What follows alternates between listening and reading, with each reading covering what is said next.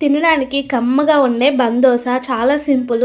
మనకి ఫాస్ట్‌గా అయిపోతది. క్విక్‌గా 10 మినిట్స్‌లో అయిపోతది. మనం ఇన్‌స్టంట్‌గా బ్రేక్‌ఫాస్ట్ కానీ, డిన్నర్ చేయాలంటే ఒక్కసారి ఇలా ట్రై చేయండి. సో, ఒక కప్పు పెరుగుకి ఒక కప్పు రవ్వ తీసుకొని మిక్సీ వేసుకొని పక్కన పెట్టుకుందాం. ఇప్పుడు ఒక పాన్ పెట్టి ఆయిల్ వేసి దానికి మన పోపు దినుసులు ఉంటాయి కదా! సో, అవన్నీ వేసుకొని జీలకర్ర కూడా అందులోనే వేసుకునేసి అది కొంచెం బాగా ఫ్రై అయిన తర్వాత ఆనియన్స్ వేసి పచ్చిమిర్చి, కరేపాకు కూడా వేసుకోవాలి. ఇవి మనం కొంచెం గోల్డెన్ కలర్‌లోకి చేంజ్ అయినాక బాగా ఫ్రై చేసుకొని ఆల్రెడీ మనం మిక్స్ చేసుకున్నాం కదా! ఇదంతా ఎత్తుకొని ఆ మిక్సీలో వేసేసి సో, ఒకసారి బాగా కలుపుకొని అందులోను కొంచెం సాల్ట్, సోడా కూడా వేసి కొంచెం కలుపుకోండి.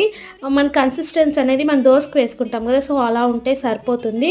ఇది ఒకసారి బాగా మిక్స్ చేసుకొని పాన్ పెట్టి కొంచెం మనం చిన్నది పోపు దినుసులు ఉంటుంది కదా! సో, ఆ పెనం పెట్టుకోండి. కొంచెం ఆయిల్ వేసి సో, ఇలా వేసామంటే అంతే మనకి దోస అయితే రెడీ అయిపోతుంది. పిల్లలు కూడా హ్యాపీగా తింటారు. చిన్న చిన్న బుడ్డిగా ఉన్నాయి కదా! ఇడ్లీలాగా సో, టేస్టీ